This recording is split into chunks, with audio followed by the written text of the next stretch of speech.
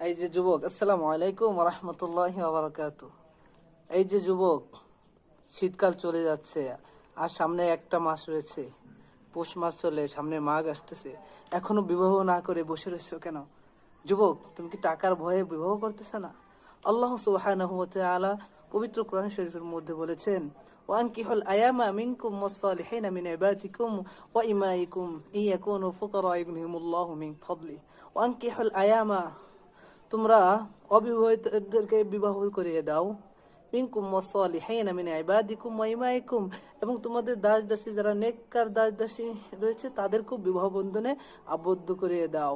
ইয়াকুনু ফুকারা ইগনিহিমুল্লাহু মিন ফাদলি, যদি তোমরা গরিব থাকো তাহলে অবশ্যই ইগনিহিমুল্লাহু মিন ফাদলি, আল্লাহ সুবহানাহু ওয়া তাআলার অনুগ্রহে দয়ায় আল্লাহ সুবহানাহু ওয়া তাআলা তোমাদেরকে আর্থিকভাবে সচ্ছল বানিয়ে দেবে, বড়লোক বানিয়ে দেবে। এজন্য আর দেরি নয়, দ্রুত বিবাহ করে ফেলুন।